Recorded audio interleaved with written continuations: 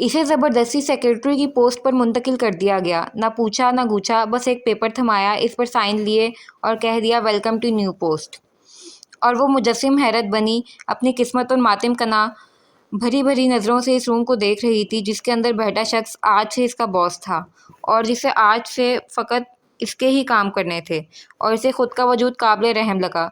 दिल में जितनी बददुआएं वो सुंदर सा रूसा को दे सकती थी दे दी, क्योंकि इस हिटलर ने फिर से अपने रंग दिखाना शुरू कर दिए थे।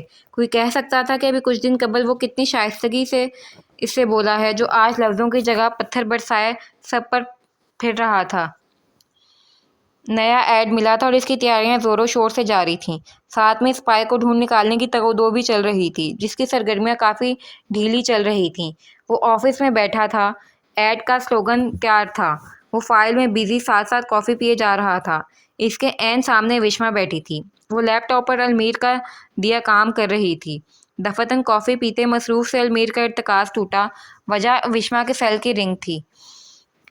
इसने नागवारी से इस लड़की को देखा। इस लड़की का रंग उड़ा। इसने कॉल काट कर सेल को साइलेंट पर लगाया और फिर से घूम घूम करने लगा। अलमीर का जब जवाब दे गया, मिस विश्मा, क्या आप इसे बंद करेंगी या फिर कॉल रिसीव करके इस मुस्तकिल मिजाज शख्स को कहें कि ये काम का टाइम होता है, यहाँ फ़ोन की इजाज़त नहीं। वो सर हिलाती बाहर आई और झट कॉल अटेंड कर। जो इसने सुना वो इसके हवास बाख्ता कर गया। इसने आसपास देखे बगैर बाहर की जानिब दौड़ लगा दी। अजान, अरूसा और सुंदस मीटिंग रूम में थे, वरना वो इसे यूं जाते देखते। इसने किसी से भी नहीं कहा और ऑटो लिए अस्पताल आ गई। तुमने मुझे पहले क्यों नहीं बताया? कैसी हैं वो? इसने रिमशा के साथ तेज तेज चलते हुए पूछा। इसका सांस धोंकने की माने चल रहा था और एसाब शल थे। इनकी तबीयत अभी बिगड़ी है, वो ठीक नहीं है, प्लीज़ कुछ करो, अगर इन्हें कुछ हो गया तो हम क्या करेंगे? रिमशा की रोती आवाज़ पर इसने सर उठाकर अपनी से बड़ी बहन को देखा और फिर दीवार से टेक लगाए रोशाने को। दोनों के चेहरों पर हल्दी फैली हुई थी। वो हवास बाख्ता सी थीं। कुछ नहीं होगा इन्हें। मुझे समझ नहीं आती, इतनी हिम्मत औरत की बेटियां होने के बावजूद तुम लोग इतनी बुज़दिल कैसे हो यार। वो हमारी अम्मी हैं, द सुपर पावर वूमेन। कुछ नहीं हो सकता इन्हें। वो इनसे ज़्यादा खुद को तसल्ली दे रही थी। इनसे ज़्यादा इसके वजूद में इर्तिशार था। इसने आईसीयू के गोल दायरे में मुंह टिकाया जिसमें डॉक्टर्स का हजूम इनके गिर्द खड़ा था। इसके दिल ने खतरे की घंटियां बजानी शुरू की। इसने इन्हें थमा दिया, अपना सेलफोन निकाला और एक नंबर मिलाया। मुझे पैसों की ज़रूरत है, मेरी अम्मी की तबीयत ठीक नहीं है, शायद ऑपरेशन कराना पड़े, प्लीज़ मेरी मदद करो। वहाँ मैं आपका काम कर दूँगी, बहुत जल्द कर दूँगी, यकीन रखें, लेकिन प्लीज़ अभी मुझे पैसे दे दें। वो कोने में खड़े सरगोशियों में कह रही थी। 10 मिनट के बाद इसका सेलफोन बजा। पैसे इसके कहने पर सेल में आ गए थे। नज़दीकी शॉप से इसने रकम निकलवाई और पर्स में रखती अंदर आ गई। डॉक्टर्स ने ऑपरेशन का बताया है, रोशा ने रोते हुए कहा। खतीर रकम है जो वो जमा करवाने के बारे में कह रहे हैं। कहाँ से आएंगे इतने पैसे? वो बाकायदा ऊंची आवाज़ से रोने लगी थी। विश्मा ने रिमशा को इसे चुप कराने का कहा और ख़ुद काउंटर पे आ गई। पैसे जमा करवा कर इसने प्रेयर हॉल का रुख किया। अल्लाह से माफ़ी और अपनी अम्मी की लंबी ज़िंदगी की दुआ की दरख्वास्त करके वो जैसे ही इन दोनों के पास आई तो पता चला डॉक्टर्स इन्हें ऑपरेशन थिएटर ले गए हैं। इसने खुद को दीवार के सहारा दिया। तुम्हारे पास इतने पैसे कहाँ से आए? रिमशा ने मुतफक्किर लहजे में पूछा। विश्मा का चेहरा नीचे ही था। अलमीर ठीक कहता था, वो झूठी है। मैंने कंपनी से कर्ज लिया है जो हर माह सैलरी से कटेगा। रिमशा, मैं चाहती हूँ अब तुम अपनी रुखसती करवा लो। हो सकता है कुछ चेंज देखकर अम्मी की तबीयत में बेहतरी आए, वो तुम्हारे लिए परेशान भी रहती हैं। वो विश्वा की बात से कतई मुत्तफिक नहीं थी, तभी पुरजोर अंदाज में इसकी बात की नफ़ी की। हरगिज़ नहीं। तुम चाहती हो मैं इस मुश्किल दौर में तुम्हें, अम्मी और रोशाने को तन्हा छोड़कर चली जाऊँ? तुम ऐसा सोच भी कैसे सकती हो? हालांकि जानती भी हो कि रुखसती के बाद फैज़ान ने मुझे कराची ले जाना है। तुम चाहती हो मैं तुम सबसे इतनी दूर चली जाऊँ? फिर अम्मी को कौन संभालेगा? रोशाने का ध्यान कौन रखेगा? तुम जानती हो वो हमसे ज़्यादा छोटी है, जज्बाती है, वो कुछ संभाल नहीं सकेगी। रोशाने इसकी बात सुन चुकी थी। आगे आकर बोली, आपी, मैं बड़ी हो गई हूँ, मैं सब संभाल सकती हूँ। आप वही करें जो आपी कह रही हैं, मुझे बड़ा होने दें। आपी, विश्वा ने तस्दीकी अंदाज में सर हिलाया। रोशाने ने भी इसे मान जाने वाले अंदाज में देखा, जबकि इसे दूसरी फिक्र भी लाहक थी जिससे वो दोनों भी वाकिफ़ थीं। अम्मी के लिए दुआ करो वो ठीक हो जाएं, फिर कुछ सोचते हैं। साफ लग रहा था वो इन दोनों को टाल रही है। फ़ोन की बेल बजने पर विश्वा इनसे दूर हुई। ये अलमीर की कॉल थी। जिस बुरी तरह इसका सर दहाड़ा था, अलमीर के गुस्से का इससे अंदाज़ा लगाया जा सकता था। वो 2 मिनट तक इंतज़ार करता रहा। जब विश्वा कॉल सुनकर अंदर नहीं आई, इसने उर्वा को इसे भेजने को कहा। आधे घंटे में इसे मीटिंग के लिए निकलना था और अभी फाइल्स की तरतीब भी इसे करनी थी। इस तरह की लापरवाही की उम्मीद वो इससे ही कर सकता था। इसने घड़ी की जानिब देखा, तभी उर्वा ने इसे इत्तला दी कि ऑफिस में नहीं है। अलमीर ने इसे कैमरास चेक करने को कहा, वो इनमें कहीं भी नहीं देखी जा सकती थी। उर्वा ने कुछ देर कबल की क्लिप चलाई तो वो बाहर जाती हुई दिख रही थी और यही इत्तला इसने अलमीर को आकर बताई। अलमीर इसकी जुर्रत पर हैरान होने के साथ साथ सीखपा भी हुआ। भला इतनी भी क्या आज़ादी और खुदसरी कि वो इसकी इजाज़त तलब ही ना करे। जाने से पहले इसने तैश में विश्वा का नंबर मिलाया। आप मुझे मजबूर कर रही हैं कि मैं आपको इस कंपनी को खैर बात करने पर मजबूर कर दूं मिस विश्वा। ये रूल्स फ़कत दीवार पर रखने के लिए नहीं लगाए गए, आपको इनको फॉलो भी करना होता है। मैं आपसे इस गैर जिम्मेदाराना हरकत की उम्मीद नहीं रखता। आप इस मंथ की अपनी सैलरी लें और कहीं ऐसी जगह जॉब ढूंढें जो आपको आपकी मर्ज़ी के मुताबिक काम करने की इजाज़त दे सके, क्योंकि मैं ये सब बर्दाश्त नहीं कर सकता। वो इसके फ़ोन उठाते ही शुरू हो गया था। गुस्से से इसकी आवाज़ ऐसे फट रही थी कि विश्वा को गुमान हुआ कहीं इसके सेल फ़ोन के स्पीकर्स ही रेज़ा रेज़ा ना हो जाएं। सॉरी सर, आपको परेशानी हुई, लेकिन मेरी अम्मी की तबीयत अचानक ख़राब हो गई थी। इसकी वजह से मुझे अर्जेंट जाना पड़ा। मैं अपनी इस हरकत के लिए शर्मिंदा हूँ। अलमीर को इसकी आवाज़ में परेशानी घुली हुई महसूस हुई। वो एकदम ठंडा हुआ, माथा खुजाया। ओह ओके, अब कैसी हैं वो? क्या हुआ था इन्हें? इसने नॉर्मल से अंदाज में पूछा। इसके दिमाग में फिर अनचाही आवाज़ गूंजने लगी थी। मैं जानती थी तुम मेरे पास ज़रूर आओगे। मेरी बीमारी का सुनकर तुम नहीं रह सकते। लेकिन अलमीर, इतनी मोहब्बत भी अच्छी नहीं होती। तुम अपना दिल थोड़ा सख्त कर लो। मैं नहीं चाहती जब मैं चली जाऊं तो तुम्हें दुख पहुंचे। नहीफ सी आवाज़ थी, नन्हे बच्चे का दिल चीर गई। आप मुझे छोड़कर जा रही हैं? आप मुझे कैसे छोड़ सकती हैं? मत जाए ना मामा। भूरी आंखों में छोड़ जाने का खौफ एकदम सिमट आया था। एक ना एक दिन तो सभी सबको छोड़ जाते हैं। जी, बस अब ठीक है, मैं आती हूँ थोड़ी देर तक। मीटिंग कब है? विश्वा की आवाज़ इसको वापस हॉल में खींच लाई थी। नहीं, ऐसा करें, आप अपनी अम्मी को टाइम दें और इनके साथ साथ रहें, लेकिन नेक्स्ट टाइम आप इन्फॉर्म करके जाएंगी। मैं अपने अल्फाज वापस लेता हूँ, आपकी जॉब अब भी बरकरार है। कहते ही इसे थैंक्स का मौका दिए बगैर इसने कॉल डिस्कनेक्ट कर दी। ख़याम ढेर सारी फाइल्स और बंडल के साथ अंदर आया। इन्हें इसके टेबल पर रखा और पुरअज़म लहजे में गोया हुआ, मुझे उम्मीद है आज भी हम ही कामयाब होंगे। अल्लाह हमारा साथ दे। टीम रेडी है, फुल फॉर्म में है, सब कुछ रेडी हो चुका है। ये सब मैं इसलिए उठा लाया ताकि तुम एक नज़र सबको देखकर तसल्ली कर लो। तुम ठीक हो? तेज़ी तेज़ी बोलते इसने अचानक निगाह उठा कर देखा तो अलमीर को सोचों में पाकर पूछ बैठा। अलमीर इसके पूछने पर चौंका, खुद को सरजनिश की। विश्वा की बात दिमाग में घूमी। मैंने अक्सर आपको सोचों में गलता पाया है। इसने सर को झटका। अब इसे इस आदत को भी तर्क करना होगा। नफ़ी में सर हिलाकर इन चार्ट्स पर झुक गया। नहीं, कुछ नहीं। इसने सबको बगौर अंदाज में देखा और देखते हुए सारा काम देखा और सारा काम तसल्ली बख्श था। विश्वा कहाँ है? वो जब कोट उठाकर बाहर की सिमत बढ़ा तो ख़याम ने पूछ डाला। किसी भी मीटिंग के लिए इसकी सेक्रेटरी इसके साथ होती थी। ऐसा बहुत कम था जब सुंदर गैर हाजिर हो। इस सूरत में वो उर्वा या किसी और को अपने साथ रख लेता था। अब भी इसने उर्वा से आने के लिए कहा था और इसे बहुत कुछ समझा भी दिया था। वो ज़हीन थी, जल्दी समझ गई थी। सुंदर को इसने इसलिए नहीं कहा कि वो फिर अकाउंट्स देख रही थी और अपने काम में खासी बिजी थी। यूं भी जो लोग इसे छोड़ देते थे वो इनकी जाने फिर मुड़कर नहीं देखता था। इन्हें इसकी ज़रूरत नहीं तो इसे भलाकर क्यों हो इनकी ज़रूरत होने लगी। वो धोखेबाज लोगों, झूठ और छोड़ देने वाले लोगों से खार खाता था और ऐसे लोगों से वो 100 मील दूर रहता था, फिर चाहे वो इसके अपने हों या गैर। इसकी अम्मी की तबीयत नासाज थी, इसलिए इसे जाना पड़ा। इसने चलते चलते कहा था। ओहो, तुमने पूछा अब वो कैसी हैं? वो मुतफक्किर हुआ था। तफक्कुर इसके आवाज़ से झलकता था। हाँ, मैं इसे कंपनी से निकाल चुका था। फिर जब इसके बगैर बताए जाने का रीज़न जेन्युइन निकला तो फिर मैंने इसे वापस रख लिया। इसने ख़याम को इतने नॉर्मल अंदाज में बताया जैसे इसके चले जाने से कोई फ़र्क नहीं पड़ता। हालांकि जब वो अपना फ़ैसला सुना चुका था तब इसे लग रहा था जैसे आसपास सब खाली होने लगा है। बेकार की फीलिंग्स, शैतान के बहकावे।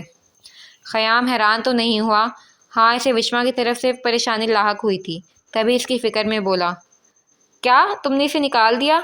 अलमीर, ये बहुत नॉर्मल बात है कि जब कोई बगैर इन्फॉर्म के ऑफिस से जाए तो कुछ ना कुछ इमरजेंसी होती है जिसके सबब वो ऐसे गायब हुआ है।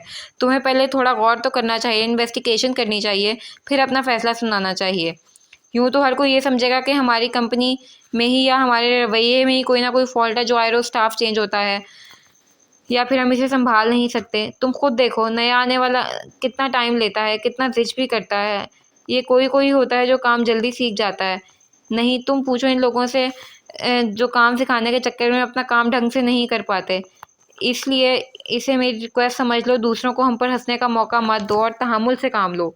इसने बहुत आराम से इस सरफिरे को समझाने की सही की जो कि रायगां कहीं। मुझे दूसरों से फ़र्क नहीं पड़ता, किसी किस्म की बदनज़मी मेरी बर्दाश्त से बाहर है। और क्या तुम ये इसलिए कह रहे हो क्योंकि तुम्हारा भी इस कंपनी में हिस्सा है? ख़याम ने इंगलियों को ज़ोर से मरोड़ते हुए पंच बनाया और अपने होंठ भींच लिए। अल्लाह तुझे हिदायत दे, वरना तू वो नहीं है जिससे उनसियत जिताई जाए। मेरा दिल कह रहा है ख़याम तमाम लिहाज़ों मुरव्वत साइड पर रख और इस इंतहाई फजूल इंसान का चेहरा बिगाड़ दे। तुम्हारा हिस्सा भी है इस कंपनी में। इसने ज़ेरे रब गाली देते हुए हुए कहा था। अलमीर ने इसकी बात को ऐसे इग्नोर किया जैसे सुना ही ना हो। वो अपनी गाड़ी में बैठा और इसे शोला ज्वाला बनाता हुआ छोड़ के चला गया। क्या हुआ था आंटी को? ठीक है वो अब? तुम जानती हो जब से मुझे पता चला मैं कितनी परेशान हुई थी। मीटिंग में भी मेरा दिमाग तुम लोगों की तरफ भटकता रहा। अब बोल भी चुको, क्यों मेरा सब्र आजमा रही हो? वो थोड़ी धूप और थोड़ी छाँव में झिलमिलाती सुबह को जैसे ही ऑफिस पहुंची, अरूसा ने इसे घेर लिया। कल वो काम की ज्यादती और लेट हो जाने की वजह से इनकी खैरियत दरियाफ्त नहीं कर पाई थी। विश्वा को कॉल की तो इसका सेल बन जा रहा था। ऐसे ही रोशाने और इमशा के सेल का भी हाल था। वो इन लोगों की लापरवाही से सख्त बदमज़ा हुई थी, तिलमिलाई भी थी, लेकिन फिर ज़ब्त कर गई कि परेशानी में इंसान अक्सर व बेशतर सेल फ़ोन से लापरवाही बरत देता है। वो ठीक हैं, बस तुम इनके लिए दुआ किया करो अरूसा। अम्मी ने और हम सब ने मिलकर फ़ैसला किया है कि रिमशा की रुखसती कर दी जाए। फैज़ान भाई भी 2-4 बार बातों बातों में कह चुके हैं, 2 साल का निकाह है। इन्होंने आज तक खामोशी इख्तियार किए रखी। इनकी मेहरबानी है, मैं नहीं चाहती कोई और मसला खड़ा हो। अरूसा ने ठहर कर इसकी बात सुनी। वो थोड़ा तज़ब्ज़ुब का शिकार हुई। लेकिन फिर तुम सब कैसे हैंडल करोगी? शानिया भी छोटी है, इसे तो कुछ आता भी नहीं है। ऊपर से फिर इतना खर्चा। विश्मा मुस्कुराई। शाने कहती है इसे अब बड़ा होने दिया जाए, वो अम्मी को संभाल लेगी और पैसों की फ़िक्र तुम मत करो, सब हो जाएगा। बस मैं आजकल में फैज़ान भाई से बात करने वाली हूँ, मुझे तुम्हारी मदद दरकार है। इसने मुस्कुराते हुए कहा। इसकी मुस्कुराहट का साथ अरूसा ने अपनी बहुत प्यारी मुस्कुराहट के साथ दिया। ये तो अच्छी बात है, इसका बीएससी भी कंप्लीट हो चुका है और फिर वो फ्री भी होगी। वो दोनों साथ चलने लगीं। हाँ, तुम ठीक कहती हो। अच्छा ये बताओ, मीर सर के गुस्से का ग्राफ कैसा है? कहाँ तक पहुँचा? पता है कल इन्होंने मुझे बगैर इन्फॉर्म के यहाँ से जाने पर किक आउट कर दिया था। फिर जब पता चला कि अम्मी की तबीयत की ख़राबी की वजह से मैं गई थी, तो फिर कहा कि मैं कल से ज्वाइन कर सकती हूँ। अरूसा चलते चलते रुकी थी। इसे ये सब ख़याम बता चुका था। हाँ, मुझे ख़याम सर से पता चल गया था। तुम्हें होशियार रहना चाहिए। कहीं भी कैसी भी इमरजेंसी हो इन्हें बता दिया करो और बता कर जाया करो। तुम नहीं जानती इसके पल बदलते मूड कब मेहरबान हो तो कब जान का बबाल। वो सर हिलाती अपना बैग रख कर वहीं बैठ गई थी। अलमीर अभी ऑफिस नहीं आया था और वो और अरूसा जल्दी आ गए थे। जल्दी माहम और सुंदस ने भी इन्हें ज्वाइन किया। अजान भी आ गया।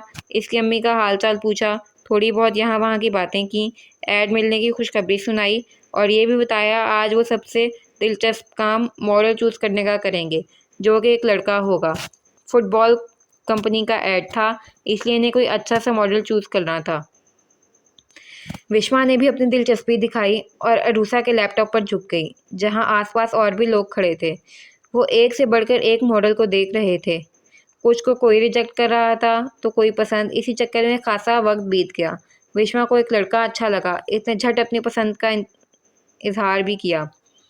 ये अच्छा है, देखो तो इसकी मुस्कुराहट कितनी प्यारी है, गाल पर डिम्पल भी है, ओह आइज़ भी कलर्ड हैं, बाल कितने अच्छे हैं ना, शहद जैसे, काफ़ी हाइटेड दिखता है, ज़बरदस्त बॉडी है, गोरा कितना है, ये तो मुझे टर्किश लग रहा है।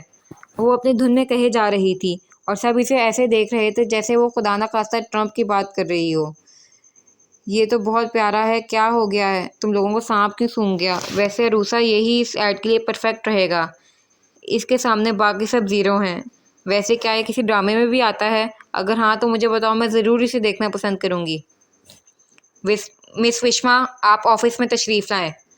अलमीर, जो काफ़ी देर से खड़ा था, 2-3 मॉडल्स को देख चुका था और विश्मा की सुनहरी राय भी सुन चुका था, अरूसा को इसे ओके करने का इशारा करके आगे बढ़ गया। वो जूं की तूं खड़ी रह गई। वो भला क्यों इसे डरने लगी?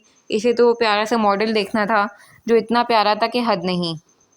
यार, जब तुम बोला करो ना तो आसपास देख लिया करो, नॉन स्टॉप बोलती चली जाती हो। यह माहम थी जो इसे मुफीद मशवरे दे रही थी। विश्वा ने इसे घूरा। मैं भला क्यों देखूं? मैंने थोड़ी ना कहा है कि मेरे पीछे आकर बातें सुने। वैसे ये भी एक गैर इखलाकी हरकत है। इसने तो जैसे कांध पर मक्खी नहीं बैठने दी थी। वो तो बस इस मॉडल को घूरे जा रही थी। इसकी सोच यही थी, क्या लड़के भी इतने खूबसूरत होते हैं? तुम जाओ, अलमीर सर ने तुम्हें बुलाया है। अरूसा ने इसके खड़े रहने पर कहा। वो सर हिलाती अपनी साइड पर डाले छोटे से गोल बैग की जिप खोलकर इसमें रखी लिप बाम निकालकर लबों पर लगाती ने आपस में मिस करती इसका दरवाज़ा खड़काने लगी। इजाज़त मिलने पर वो इसके सामने थी। आसमानी रंग की टी शर्ट पहने वो बहुत जाज़िबे नज़र लग रहा था, लेकिन एक चीज़ तो मुश्तरक लग रही थी, वो ये थी कि वो अपनी शर्ट की तरह ही ठंडे मिजाज का बर्फ़ जैसा लगता था। माथे पर तेवरियां ज़रूरत से ज़्यादा थीं और लैपटॉप की कीज़ पर चलती उंगलियों की रफ्तार तो रेसिंग कार्स को भी पीछे छोड़ रही थी। वो खड़ी रही, अलमीर मसरूफ़ रहा। विश्वा ने दोबारा बैठने का पूछा, इसने कोई जवाब नहीं दिया, बस टाइपिंग में बिजी रहा। वो गहरे सांस भर कर इसका ऑफिस देखने लगी। तमाम दीवारें थोड़े तेज़ ग्रे रंग में सजी थीं। हालांकि पूरा ऑफिस हल्के ग्रे रंग का था, लेकिन इसके कैबिन की दीवारें स्याह रंग छलकाती थीं। 3 दीवारें स्याही माहिल ग्रे थीं, जबकि एक ग्लास वॉल थी जिसके आगे पर्दे गिरे हुए थे। वजह शिद्दत से पड़ती धूप थी। इसकी मेज़ स्याह शीशे वाली थी। इस पर इसका laptop, files, pen holder, globe, चंद एक पम्फलेट्स, बिलबोर्ड्स के छोटे नमूने और एक छोटी सी कंपनी की डमी रखी थी। कुर्सी के ऐन पीछे द राय एडवर्टाइजिंग एजेंसी बड़े बड़े हल्के ग्रे रंग में लिखा था। इसके ऊपर दीवार के सहारे से लगी कदीम तर्ज की लालटेन थी। इसकी निगाहें यूं ही घूमती हुई वापस अलमीर की जानिब रुक गईं। वो इसे गौर से देखने लगी। देखते देखते इसे जोर का झटका लगा। इसमें किसी की शबाहत दिखी। वो शबाहत इतनी ज़्यादा थी कि एकदम इसका सांस रुकने लगा। वो इसके इतने महवियत से देखने पर चौंका। इसकी तेज़ दौड़ाती उंगलियों की रफ्तार धीमी पड़ी। तेवरी वाले माथे के साथ इसने पलक उठाकर इसे देखा, जो एक्सरे करती निगाहों से इसके चेहरे का मुआयना कर रही थी। इसकी आंखों में तजस्सुस था, दबा दबा जोश और हैरानगी भी। अलमीर ने लैपटॉप को आवाज़ के साथ बंद किया और दोनों हाथ सीने पर बांधकर कुर्सी की बैग पर खुद को गिरा लिया। मजाल था जो इश्मा का इर्तिकाज़ टूटा हो। वो हनूज इसे आंखें फाड़े देख रही थी। अलमीर ने सर इस बात में हिलाया, तो यानी तय हुआ इस लड़की में इतनी जुर्रत थी कि वो अलमीर की संजीदगी को भी खातिर में ना लाए। मिस विश्मा, फिर आपने क्या खोजा? आपको बरमूदा ट्रायंगल में छुपे राज का मालूम हो गया, या फिर ब्लैक होल के अंदर की कहानी को आपने पा लिया है? इसने बड़े ठंडे अंदाज में इस पर तंज किया, जो इसने गैर ज़रूरी चीज़ की तरह साइड पर रख दिया। नहीं, बट आपका चेहरा मेरी छोटी बहन की तरह लगता है। हाँ, ये तो बिल्कुल इस जैसा है। आपकी वैसी ही आंखें हैं, वैसी ही नाक, हूबहू होंठ। अरे, आपने तो मेरी बहन का चेहरा चुरा लिया। नफ़ी में सर हिलाती ट्रांस की कैफियत में बोलती वो एकदम पुरजोश हुई थी। इसकी पुरजोशियत देखने के लायक थी। वो मज़ीद मेज़ पर आगे को झुकी। और आपकी आंख के अंदर जो तिल है वो मेरी मामा जैसा है, बिल्कुल इसी जगह पर, पलकों की बाढ़ में छुपा हुआ, जैसे गहरे जंगलों में छुपा नेकी का बादशाह। आपकी आंखें तो। इसे एकदम झटका लगा। वो ठठराते हुए पीछे हुई, दिल की रफ्तार जो बढ़ गई थी। इसने खुद को इन भूरी आंखों में डूबते हुए देखा। ये खुश्क सहरा था जिसकी मुसाफिर वो बनने वाली थी। इसे खौफ महसूस हुआ। ये कैसा जज्बा एकदम इसमें उजागर हुआ था। और मेरी नाक बिल्कुल आपके डैडी जैसी होगी, मेरे बाल यकीनन आपके बालों जैसे होंगे, और खुदा ना खास्ता हम मेले में बिछड़े हुए इन बहन भाइयों की तरह होंगे जो बचपन में जुदा हो जाते हैं। नॉनसेंस। हाथों की गिरा को खोलकर सर को झटका देते हुए इसने फाइल समेटनी शुरू की। एक अहम डेलीगेशन आ रही है जिसे मिलने के लिए हमें अभी निकलना है। आप अरूसा से भी कह दें और 2 मिनट में रेडी हो जाएं। वक्त की नाकदरी मुझे बिल्कुल बर्दाश्त नहीं होती। विश्वा बुरे दिल के साथ ऑफिस से बाहर आई। इसने क्या करना था? वो इन लड़कियों में थोड़ी थी जो मीटिंग के नाम से ही लिपस्टिक तेज करने बैठ जाती हों। वो जैसी थी इसे वैसे ही जाना था। हल्के आसमानी रंग की कमीज शलवार पर इसने सफ़ेद दुपट्टा ओढ़ रखा था। साइड पर अपना छोटा सा गोल पर्स लटकाया हुआ था। दूल्हे चेहरे के साथ वो इसकी आमद की मुंतज़िर थी। अरूसा को उर्वा जज्बाती ने भाग भाग कर जाकर बताया और चंद ही मिनट्स में लिपस्टिक की नई शेड और ब्लश ऑन के साथ इसके सामने थी। मेरी मानो थोड़ा मेकअप भी इस चेहरे पर इस थोड़े मेकअप को भी इस चेहरे पर जगा दो। यकीन जानो तुम्हारे चेहरे पर आंवले नहीं पड़ जाएंगे, बल्कि थोड़ा और अच्छा लगेगा। अपनी बात कहकर वो मुंह पर हाथ रखे नज़ाकत से हंस रही थी। विश्वा तज़हीकी मुस्कुराई। बिल्कुल तुम तरुस्त हो, लेकिन मैं ऐसी ही अच्छी हूँ और ओरिजिनल बगैर किसी निकाब के। और डार्लिंग, मुझे लगता है मेकअप सिर्फ तुम्हारे लिए ही बना है। अरूसा ने इसके कंधे पर हाथ मारा और इसका नाजुक सा हाथ किसी रुई से कम नहा था। हाँ तुम ठीक हो, लेकिन कम अज़ कम लिपस्टिक तो लगा ही सकती हो, तुम पर सूट भी करेगी। विश्वा ने फ़ौरन से नफ़ी में सर हिलाया। कोई फ़ायदा ही नहीं, तुम जानती हो मुझे निचला होंठ दांतों में रखने की आदत है, इससे लिपस्टिक मिट जाती है, इसलिए सॉरी। इसने फ़ौरन से हाथ उठाकर कहा, लेकिन अरूसा कहाँ रुकने वाली थी। तुम काजोना की यूज़ कर लो। विश्वा यार प्लीज़ मान जाओ, एक बार ट्राई तो करके देखो। इसने फ़ौरन से अपने पर्स से हल्के शेड की लिपस्टिक निकाली। विश्वा झट से खड़ी हुई। वजह अलमीर का ऑफिस से निकलना था। नाचार अरूसा को भी इस लिपस्टिक को बैग में रखना पड़ा। वो दोनों अलमीर और ख़याम के साथ चलते हुए बाहर आईं। थोड़ी ही देर में वो इन डेलीगेशन के सामने बैठे थे। वो एक मर्द और औरत थे। क़याम के दोस्त के जानने वाले थे, तभी इनके साथ मीटिंग तय पाई थी। जान पहचान के मराहिल के बाद वो मर्द, जिसका नाम आकाश था और जो साउथ नाइजीरिया का रहने वाला था, अपनी बड़ी बड़ी आंखों से विश्वा को घूरे जा रहा था। वजह इसका चुप चुप बैठना था। इसकी साथी शर्ली, क़याम, अलमीर और अरूसा के साथ महवे गुफ्तगू थी, लेकिन अलमीर में इसकी दिलचस्पी देखने के काबिल थी। तुम खामोश हो क्या? तुम्हारे जालिम बॉस ने ये हुक्म दिया है कि तुमने एक लफ्ज़ भी नहीं बोलना। अगर ऐसा है तो इसे इस दुनिया का सबसे मगरूर इंसान नॉमिनेट होना चाहिए। इसने ऐसे इंग्लिश में कहा कि वो और खिसिया गई। कल से इसे ऑनलाइन क्लासेस हरगिज़ लेनी है, बस। इसने जान छुड़ाने वाले अंदाज में नफ़ी में सर हिलाया। फिर फिर तुम कुछ कह क्यों नहीं रही हो? बोलो, मुझे तुम्हारी प्यारी आवाज़ सुननी है। अलमीर के माथे की तेवरियों में इजाफा हुआ। बज़ाहिर वो शर्ली के साथ बातों में लगा हुआ था, लेकिन इसका सारा ध्यान इन दोनों की तरफ था। ही क्या वो किसी की बातें नहीं सुन सकता? भला वो क्यों कर अपने कान बंद करने लगा, जबकि दो कुर्सी छोड़कर ही तो वो बैठे थे। अगर मैं कहूँ मैं इंग्लिश में थोड़ी कमज़ोर हूँ तो? सामने बैठे इंसान की आंखें मुतासिर कुन अंदाज में चमकीं। तो मैं कहूँगा इतनी मामूली सी बात पर कफर लगाकर बैठना बेवकूफ़ी है। हाय, मेरा नाम आकाश रंधावा है। मुंबई में पैदा हुआ, फिर हमेशा के लिए साउथ नाइजीरिया आ गया, क्योंकि मेरी मम्मी नाइजीरियन है। इतने साफ उर्दू में कहा। विश्वा के लब थोड़े से फैले। कन अखियों से इसने आकाश को देखा। वो दिखने में आधा अंग्रेज़ लगता था। फिर इसने आकाश की चमकती हुई आंखों की जानिब देखा। इसके बाद वो दोनों ऐसे शुरू हुए जैसे सदियों के बिछड़े हुए साथी, जो आज इत्तफाक से मिल गए। खाना आ गया, खाना खा लिया गया, नैपकिन से मुंह भी पोंछ लिए गए, लेकिन इनकी बातें ख़त्म नहीं हुई। वो इतनी महवियत से आपस में लगे हुए थे कि इन्हें पता ही ना चला कि कब वो इन चारों इन्हें देखने लगे, सुनने लगे। विश्वा की बोलती तो तब बंद हुई जब अलमीर ने खड़े होकर शर्ली से हाथ मिलाया। आकाश भी खड़ा हो गया। आज का दिन अच्छा था। ये मुलाकात भी काबिल गौर है। मुझे नज़र आ रहा है फ्यूचर में हम साथ काम करने वाले हैं मिस्टर अलमीर। हम आपको अपने साथ काम करने पर खुशामदीद कहते हैं। आकाश ने हाथ आगे बढ़ाया। अलमीर ने इसके गंदमी माइल हाथों को देखा, फिर अपना हाथ इसके हाथ में दे दिया। ज़रूर, आपको भी पाकिस्तान में खुशामदीद। आकाश से हाथ मिलाकर वो आगे बढ़ गया था। अरूसा और क़याम भी इन दोनों से मिलने के बाद बाहर को गए थे। विश्वा आकाश और शर्ली से मिलने के बाद इसके पीछे भागी थी। वो आए जो आज इसके साथ इसकी गाड़ी में थी, लेकिन ये क्या, पार्किंग में आकर वो जैसी अलमीर की गाड़ी के पास पहुंची, ड्राइवर इसके ऑर्डर पर इसे जन से उड़ाकर ले गया। क़याम के साथ बैठती अरूसा ने भी ये मंजर देखा। वो गाड़ी का दरवाज़ा बंद करके इसके पास आई। अव्वल दर्जे का बदतमीज़ है, तुम छोड़ो इसे, आओ मेरे साथ। वो इसका बाजू थामे इसे क़याम की गाड़ी की तरफ ला रही थी। विश्वा ने दांत कचकचाए। अल्लाह करे इसकी गाड़ी का टायर पंचर हो जाए, फ्यूल ऐसी जगह ख़त्म हो जहाँ दूर दूर तक गैस स्टेशन ना हो, नहीं तो सलेंसर तो ज़रूर जले, खड़ूस कहीं का। वो बद्दुआएं देती हुई अरूसा के साथ चल रही थी।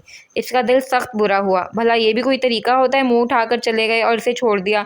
कौन सा इसने खुद कहा था अपने साथ लाने को? आमीन, ऐसा ही होगा। अब बस चुप कर जाओ, ख़याम सर ना सुन लें। इसने गाड़ी का दरवाज़ा खोला और पीछे बैठ गई। हाँ, मुझे तो जैसे फ़र्क पड़ता है ना, कोई सुना ना सुने मेरी बला से। ज़ोर से गाड़ी का दरवाज़ा बंद करते हुए इसने सोचा, अल्लाह करे इसकी गाड़ी का स्टीयरिंग निकल जाए। आमीन। मुझे लगता था मेरे तुम्हारे डैडी सिर्फ मुझसे मोहब्बत करते हैं और मुझे कभी धोखा नहीं दे सकते, लेकिन फिर मैंने इन्हें भी आम सतही मर्दों की तरह पाया। मेरी ये सोच गलत थी कि वो ख़ास हैं। मेरी ये सोच इससे भी ज़्यादा गलत थी कि इस दुनिया में मोहब्बत नामी चीज़ का कोई वजूद भी है। नहीं, इस फ़ानी दुनिया में मोहब्बत के अलावा हर कुछ है। जो भी तुम चाहोगे तुम्हें मिल जाएगा, बस मोहब्बत नहीं मिलेगी। वो तो वक्त के पन्नों में अपनी अजमत के साथ जा सोई है। आज जो है इसकी कॉपी है, और तुम जानते हो कॉपी और ओरिजिनल की जगह कभी नहीं ले सकती। इसके मुंह पर किताब रखी थी और वो मावराई सोचों के सफ़र पर गामज़न था। तो फिर वो सब क्या है जो दिल चाहता है? वो सब उनसियत की इंतहा है। वो फ़कत दिल की चाह है, रूह की चाह नहीं। दिल की और रूह की चाह में क्या फ़र्क है? बहुत सादा सा फ़र्क है। दिल हर एक को चाह लेता है, रूह बस एक पर फ़िना हो जाती है। तुम देख लेना, तुम्हारे दिल में भी बहुत सौ के लिए एक से जज्बे होंगे, और कोई एक ही होगा जो रूह में बसा होगा, जिसके मयार का कोई नहीं होगा। वो हकीकी मोहब्बत होगी, वो मोहब्बत जो अब नापैद है। इसने आंखें खोल दी, किताब को चेहरे से हटाया, और एक दूसरी सोच इसके दिमाग में परवान चढ़ने लगी। वो तल्ख थी, बहुत ज़्यादा अजियतनाक। तुम जानते हो मोहब्बत क्या है? मोहब्बत वो हवस है जो पैसे से आकर शोहरत पर ख़त्म हो जाती है। जैसे तुम्हारी मॉम ने पैसे की खातिर मेरी जगह लेकर अपना नाम बनाना चाहा। फयाज़ राय की बीवी बनकर मंजर आम पर आना चाहा। कितना गलत किया ना इन्होंने, ऐसा कौन करता है? तुम बिल्कुल ऐसा मत करना। तुम मेरे बेटे हो। तुम मेरे बेटे हो ना, जो कहूँगी वैसा करोगे। अगर तुमने वो ना किया, जानते हो ना, रात को वही चुड़ैल तुम्हारे कमरे में आएगी जिसका चेहरा मुझसे मिलता जुलता है। फिर वो तुम्हें अजियत देगी क्योंकि तुमने मेरा दिल दुखाया है। जो माँ का दिल दुखाता है, फिर इसको सज़ा के तौर पर वही चुड़ैल मिलती है। वो तुम्हारी मॉम की शक्ल की होती है और वो बहुत भयानक होती है। वो मॉम की शक्ल की इसलिए होती है ताकि तुम्हें पता चले कि जिसे मोहब्बत की जाती है इसे दुख मिलना कैसा होता है। लेकिन मैं नहीं चाहती तुम्हें दुख पहुँचे, फिर मेरे आंसू भी निकलेंगे। वो उठकर बैठ गया। 2-4 दिन से इसका दिल बहुत उदास था। एक ठंडा सा दर्द था जो पूरे बदन में गर्दिश कर रहा था। इस दर्द की वजह तो इसे मालूम नहीं थी, लेकिन वो मुस्तरिब था। इसका इज़्तिराब इस इंतहा पर था कि इसका बस नहीं चल रहा था वो इन खुदगर्ज़ लोगों की दुनिया से बहुत दूर चला जाए। ऐसे लोग जो फ़कत अपना मफ़ाद देखते हों, जिन्हें बस अपने दिल की परवाह होती है, दूसरे की नहीं। इसने अपने दुखे दिल को मसला। इसे खुद पर रोना भी आया और तरस भी। वो कैसी दोहरी मुश्किल का शिकार हो गया था कि दिल चाह भी रहा था, दिल नहीं भी चाह रहा था। रूह इक़दाम मोहब्बत के लिए तैयार भी थी और हिचकिचा भी रही थी। इसने अपनी आंखें सख्ती से मींच लीं। वो एक और धोखा, एक और तड़प बर्दाश्त नहीं कर सकता था। अगर इस बार भी इसे छोड़ दिया गया, ठुकरा दिया गया, तो वो जानता था वो जीते जी मर जाएगा। इसने उठकर टहलना शुरू कर दिया। ज़ोया का चेहरा इसकी निगाहों के सामने आया। वो फूल की तरह मासूम थी, बेगर्ज सी, इसके लिए ढेरों चाह रखने वाली, और सालों से इसकी एक हाँ की मुंतज़िर। इसके दिमाग में सालिया घूमी, जो अब तो शादीशुदा थी, लेकिन वो इसकी कितनी परवाह करती थी। बिल्कुल ऐसे जैसे वो कोई छोटा सा बच्चा हो, जिसके रूठ जाने से इसे खौफ आए, जो इसके लिए बेहद हसास थी, जिसका दिल इसके लिए इंतहा से ज़्यादा साफ़ था, और जो इससे बहुत ज़्यादा मुखलिस थी। इसने फिर से आंखें बंद कर लीं। विस्मा इस अंधेरे में जगमगा गई। इसने बेचैनी से इन्हें खोला। रात के अंधेरे में पूरा चांद पूल के नीले पानी में तैरता हुआ दिख रहा था। इसके आसपास कनीज़ों की तरह बैठे सितारों का अक्स भी इसमें झिलमिल करने लगा। अलमीर ने शर्ट उतारी और आहिस्ता रवि से पूल की सीढ़ियाँ उतरने लगा।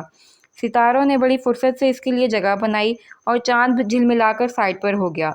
इसने पानी में डुबकी लगाई थी। वो तुम्हें धोखा देगी, अपने दिल को अजियत में मत डालो, क्यों ख्वार होना चाह रहे हो? पानी में इसे मरियम की आवाज़ सुनाई दी थी। ये सुबह ही की तो बात थी जब इसकी कॉल आई थी। वो अपने भाई को समझाना चाहती थी। पता नहीं मॉम ने तुम्हें क्या कहा है, ऐसी कोई बात नहीं है। इसने कुर्सी की बैक से टेक लगाते हुए अपने जज्बातीपन को कोसते हुए इसे जैसे टालने को कहा था। वो ऐसी बात इससे भी करना नहीं चाहता था, क्योंकि अभी इसका मूड सख्त ऑफ था। शायद इस वजह से कि इसे विश्वा का आकाश से फ्री होना एक आंख नहीं भाया था। ठीक है, वो चुलबुली है, हर एक के साथ बातें करते, इन्हें खुश रखने और बोर न करने का फ़न इसमें कूट कूट कर भरा है। लेकिन इसका ये मतलब थोड़ी है कि वो हर एक के साथ ही शुरू हो जाए। अगर ऐसी कोई बात नहीं है तो फिर तुमने शादी की बात क्यों की? ये क्यों कहा कि तुम्हें इससे मोहब्बत है? इतनी बड़ी बात कहकर तुम ऐसे प्रिटेंड कर रहे हो जैसे कोई बात ही नहीं है। अलमीर, तुम्हारे मुंह से ये सुनना वाकई मायने रखता है। अब तुम मुझे टालो मत, मैं छोटी ज़रूर हूँ, लेकिन इतनी भी नहीं कि तुम्हें समझ ना सकूँ। वो ठनके माथे के साथ इसकी बात सुन रहा था। इसने इतनी बड़ी गलती क्यों कर की? यही कलक इसे बार बार सताए दे रहा था। जज्बात वाकई बागी रूह होते हैं। इसी पल में इंसान को बेबस करके वो करवा डालते हैं जिसका इसने तसव्वुर भी नहीं किया होता। मुझे समझ नहीं आ रही तुम्हें कैसे समझाऊं, लेकिन अब जब तुम सब मुझे ही समझने से कासिर हो तो मेरी तमाम वजाहतें, तमाम दलीलें बेकार हैं। मुझे कुछ नहीं सुनना, फ़कत इतना कहना है कि मैं भी एक इंसान हूँ। इसके साथ पानी में तैरते चांद ने भी ये जुमले सुने थे।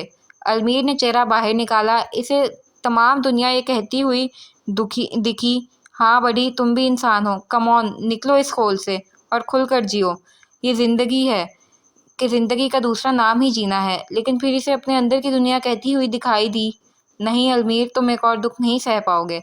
नफ़ा नुकसान को साथ रखकर चलने वाले के लिए ये सौदा बड़ा घाटे का है। भूल जाओगे, भूल जाने में ही आफियत है। वो पानी से बाहर निकल आया। इसी चांद ने जो इसके साथ पानी में महवे रकस था, इसका चेहरा बनाया, जो इसके साथ तैरते वजूद की चाह बन गई थी। वो चाह इस चांद को जो अलमीर के स्विमिंग पूल में पाया जाता था, आसमान पर देख रही थी। इसकी आंखों में तफक्कुर के गहरे साए मंडला रहे थे। आज अलमीर का ट्रेडमार्क उड़कर इसके माथे पर आन समाया था। इन शॉर्ट वो मुस्तरिब थी। अम्मी ठीक हैं? डॉक्टर पुरउम्मीद, 2 ऑपरेशन और होंगे तो बिल्कुल सेहतयाब हो जाएंगी। इसे रोशानी की आवाज़ सुनाई देने लगी, जो अब खुद को बड़ा साबित करने की हर मुमकिन कोशिश कर रही थी। वो मुस्कुराई कि इसी मुस्कुराहट से ही इसकी बहनों को हौसला मिलता था। चांद पर वो तसव्वुर उभरने लगे थे जो शाम की तारीख अपने सीने पर रकम कर चुकी थी। मुझे यकीन है ऐसा ही होगा, वो जल्द ठीक हो जाएंगी। लेकिन आपी, इतने सारे पैसे कहाँ से आएंगे? अभी तो वो लोन भी नहीं उतरेगा जो आपने लिया, फिर एक और ऑपरेशन आ जाएगा, ऊपर से ढेर सारी दवाओं के खर्चे, रिमशा आपी की शादी, सब कैसे चलेगा? इसकी आवाज़ में भी परेशानी घुली थी। विश्वा को बहुत मुश्किल लगने लगा। अल्लाह पर भरोसा रखो, सब ठीक हो जाएगा, अल्लाह सब ठीक कर देंगे। इसके सीने पर भारी सेल पड़ी थी।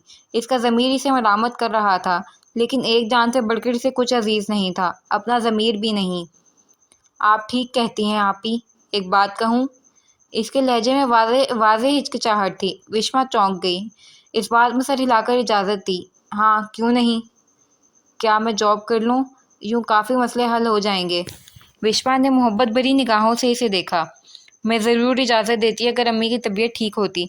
किसी को तो इनके पास रहना ही चाहिए, और तुम क्यों परेशान होती हो? मैं हूँ ना, सब ठीक हो जाएगा। शाने, तुम्हें पता है मेरे बॉस का चेहरा बिल्कुल तुमसे मिलता है। इनकी आंखें तो सेम तुम जैसी हैं। इसने बात का रुख बदला, और ऐन इसकी तवक्का के मुताबिक शाने भी पिछली बात भूल गई। क्या वाकई? ऐसा है तो फिर मैं इन्हें देखना चाहूँगी। इसके अंदाज में जोश भरा बचपना था। मैंने सुना था इस दुनिया में एक चेहरे के 7 लोग होते हैं। अब देख भी लिया। तुम देखोगी ना तो यकीन कर लोगी।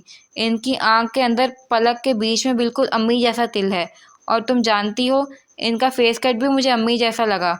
लेकिन अल्लाह माफ़ करे, वो मिजाज में कहीं दूर नज़दीक भी हम जैसे नहीं हैं। बहुत खड़ूस हैं।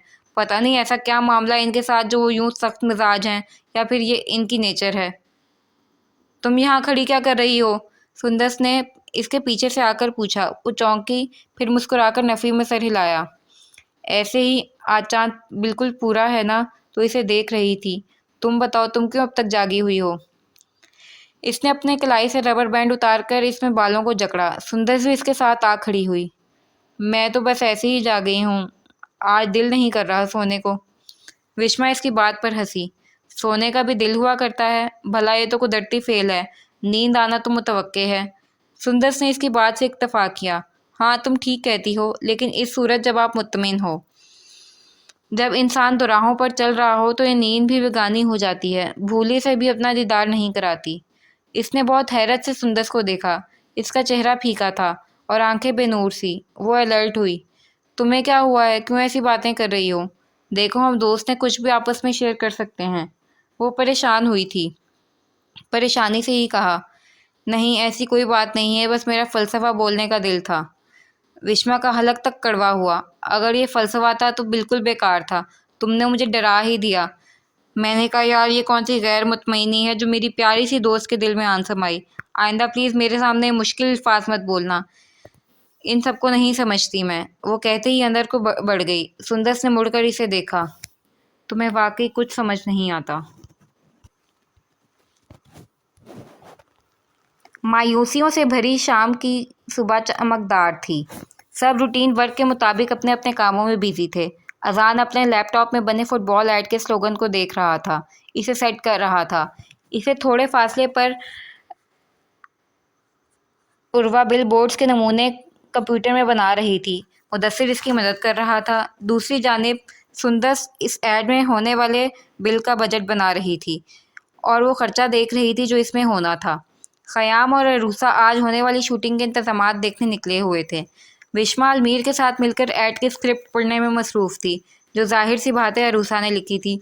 बिलाशुबा एक ब्लॉकबस्टर ऐड होगा। अरूसा एक अच्छी कॉपीराइट है ना? ऐड को पढ़ने सराहने के बाद वो बेख्तियार अलमीर से पूछ बैठी। इसने कॉफ़ी का मग लबों से लगाया, एक नज़र उठाकर इसे देखा और इस बात में सर हिलाया और फिर से अपने काम में मसरूफ़ हो गया। विस्मा ने मुंह बनाया और फिर से सफ़ेद कागज़ पर तहरीर इस ऐड को पढ़ने लगी। क्या वही मॉडल होगा इस ऐड में जिसका नाम साहिर था? अगर वो होगा तो फिर इस ऐड को सालों तक टीवी की जीनत बनने से कोई नहीं रोक सकता। अपने बोलने की आदत से मजबूर इसने फिर से पूछा। अलमीर ने वही साबका अंदाज अपनाया और फिर से बिज़ी हो गया। विस्मा का फिर से मुंह बना और वो भी फिर इसको देखने लगी। अलमीर का तो पता नहीं, लेकिन हाँ, वो इस ऐड की फ़िल्म अपनी आंखों के सामने चला रही थी, जिसमें वो इसे हैंडसम सा मॉडल दिखता नज़र आ रहा था। अगर ये ऐड में नेवी ब्लू ड्रेस पहनेगा तो वल्लाह बड़ा ही अच्छा लगेगा। ये है भी कितना प्यारा, है ना? इसने फिर से पूछकर गलती की। अलमीर ने निगाह उठाई और कागज़ को सामने मेज़ पर रखकर सीने पर हाथ बांध लिए। विस्मा इसकी तवज्जो सुनकर और जोश से बोलने लगी। इसे ज़्यादा मेकअप मत करवाना, ये खुद ही इतना अच्छा है कि मेकअप इसकी खूबसूरती को ज़ायल कर देगा। और हाँ, मुझे लगता है नीले सूट के साथ इसे वाइट शूज़ हरगिज़ नहीं पहनाए जाएं, क्योंकि ये इतना गोरा है कि शूज़ और स्किन का कलर मिक्स हो जाएगा। और जब ये बॉल हाथ में पकड़कर ब्रांड का नाम लेगा तो इसे कहना अपनी आईब्रो हल्की सी इचकाए, ये बहुत अच्छी लगेगी। वो तसव्वुर में इसे वो ऐड करते हुए देख भी रही थी और अमीर को हिदायत भी दे रही थी, जैसे वही तो इसकी डायरेक्टर हो। वो खुश दिख रही थी। अलमीर ने बिल्कुल भी हैरत से इसे नहीं देखा। हाँ, इसका चेहरा ज़रूरत से ज़्यादा स्पॉट हो गया था। और सर, क्या इस पर भी फूल बरसाए जाएंगे? हालांकि सीन में नहीं लिखा था, लेकिन फिर भी इसने पूछ लिया, और क्या गज़ब हो गया पूछना। अलमीर ने जो अगली बात कही, इसका दिल उछलकर हलक में आ गया। वो कह रहा था, मिस विस्मा, चौंका आप इस शूटिंग में नहीं जा रही तो फूलों की ज़रूरत भी नहीं है। ना ही शायद इस स्क्रिप्ट में ऐसा कोई सीन लिखा है। आपको उर्वा को असिस्ट करना होगा आज। इसने ये सब कहकर इसकी समातों पर बम फोड़ा। वो हवास बाख्ता से इसे देखने लगी। मगर सर, मैं क्यों नहीं जा रही? यूँ मेरा जाना तो ज़रूरी है ना, और फिर माहम भी तो जा रही है, मैं यहाँ क्या करूँगी? इसने अपनी बेबसी से पूछा। हालांकि इसका दिल बहुत जल रहा था इसकी बात पर। वो भला क्यों ना जाए इस शूटिंग में? आप वही करें जो यहाँ सब करते हैं। और हाँ, आप सब दुरुस्त हैं। माहम जा रही है, इसलिए आपकी वहाँ ज़रूरत नहीं। मुझे मज़ीद कोई बहस नहीं सुननी। बेहतर होगा आप अभी से उर्वा को असिस्ट करना शुरू कर दें। इसने इसके लब खुलते देखकर ही दो टोक बात करके ख़त्म कर दी। विस्मा ने बहुत बुरे दिल के साथ इसे देखा। वो अच्छा खासा इसे दिल में सुना रही थी, जो हुक्म देने के बाद लैपटॉप में मगन हो गया था। विस्मा ने जारियत से इसकी कुर्सी छोड़ी और तन फन करती वहाँ से निकली थी। अलमीर ने इस हरकत पर हैरत से सर उठाकर इसे जाते हुए देखा और कुर्सी की पश्त पर खुद को गिराकर आंखें मूंद लीं। नहीं, ये जेलसी तो हरगिज़ नहीं थी। इसने तो बस ऐसे ही से जाने से रोका था। ऑफिस में भी तो काम होता है। एक माहम काफ़ी है, विश्वा का क्या काम है वहाँ पर, है ना। दिल जैसे तसल्ली चाह रहा था और वो इसे बहला रहा था। वो हीरो स्क्रिप्ट को पढ़कर इस पर एक्टिंग कर रहा था। सब इसकी एक्टिंग से हंस उठा रहे थे। इसने ज़्यादा तंग नहीं किया था। अजान थोड़ा सा दूर अपने सेल का कैमरा खोले बैठा था, जिस पर विश्वा लाइव देख रही थी। यूं ही अलमीर की नज़र अजान पर पड़ी, जो अपने सेल फोन के आगे किसी को भी नहीं आने दे रहा था। जो आता इसे महज़ीब अंदाज में हटा देता, और जो लातों के भूत टाइप लोग थे वो इन्हें डांटता और वो बेचारे परे खिसक जाते।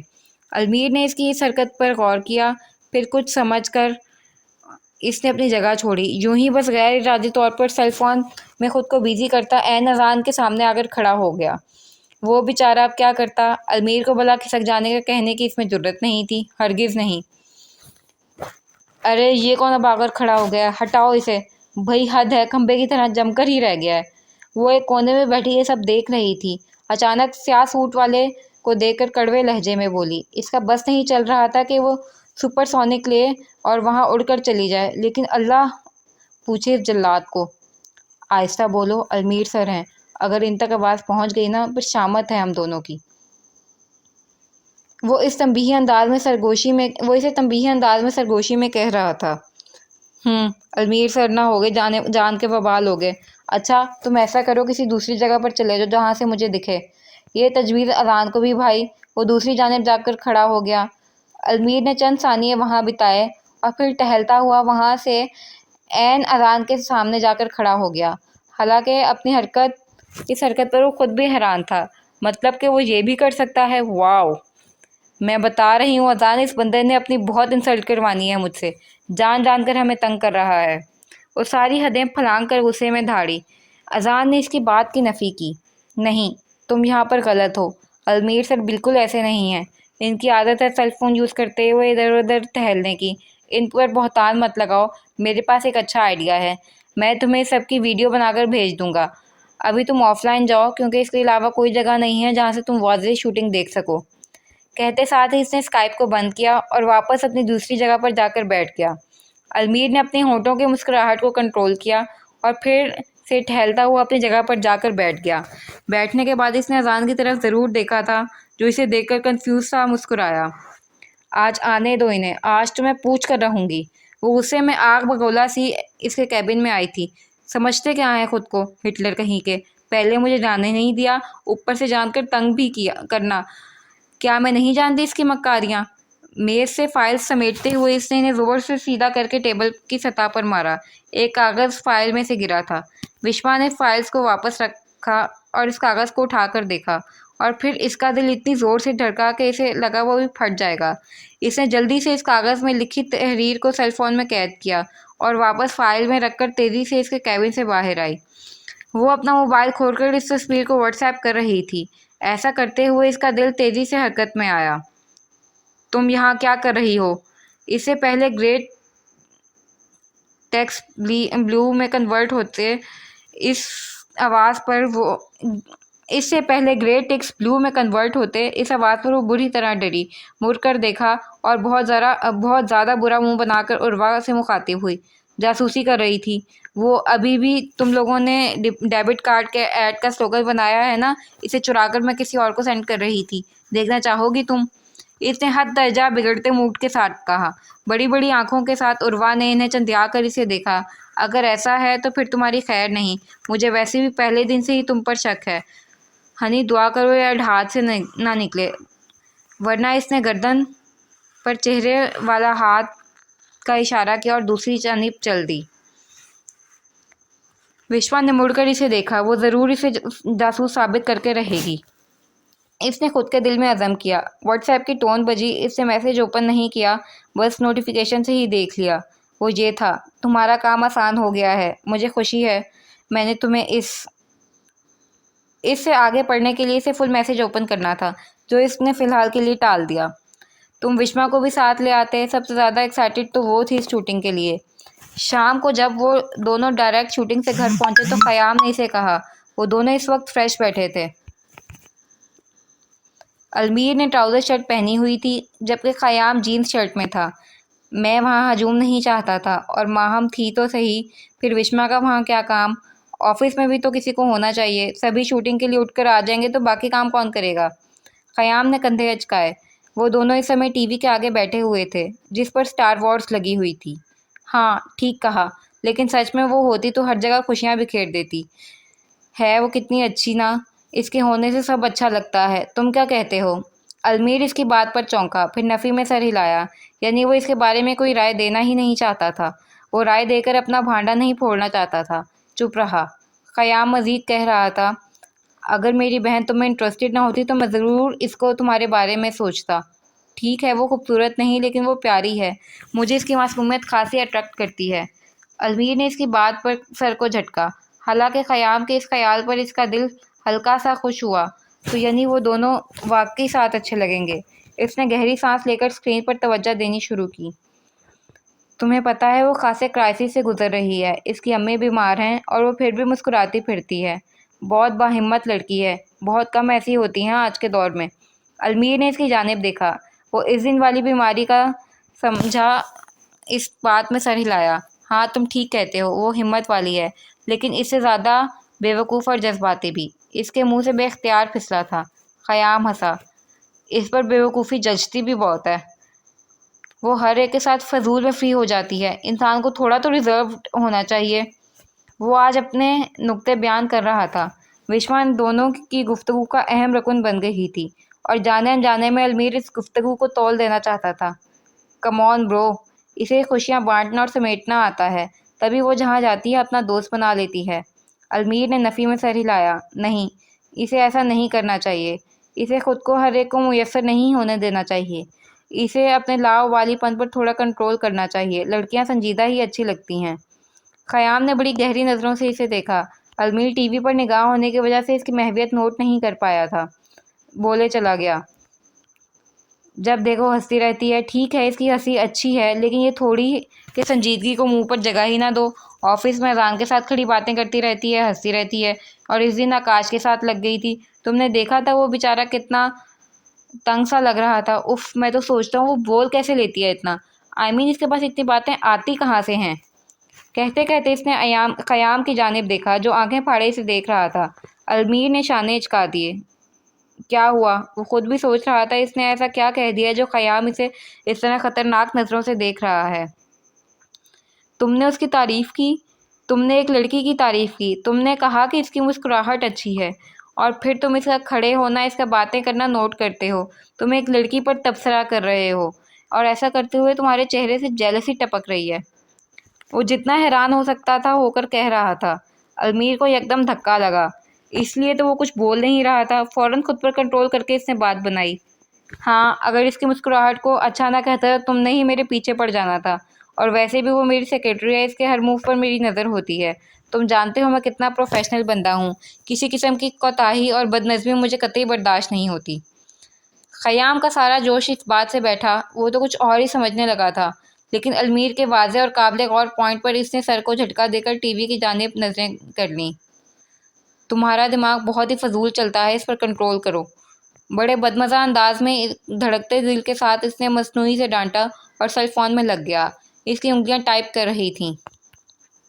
और फिर जब मुझे लगने लगता है कि मेरे दिल की बात किसी दूसरे तक जा रही है, तो फिर मैं देखता हूँ कि मैं नाकाम खड़ा हूँ, और वो जो मेरे राज से वाकिफ़ हो गया है मुझ पर हंस रहा है। मैं नहीं जानता कब और कैसे मैं स्टैंड लूँगा। बस इतना पता है मैं इसे खोने से डरने लगा हूँ। इसलिए मैं कभी भी इसे अपने दिल की बात नहीं बताऊँगा, ना ही इसे और ना ही किसी और को। नेक्स्ट पार्ट के लिए मेरे चैनल से जुड़े रहिए। मेरे चैनल को सब्सक्राइब करना मत भूलें, और वीडियो को ज़्यादा से ज़्यादा लाइक और शेयर करें। अल्लाह हाफ़िज़।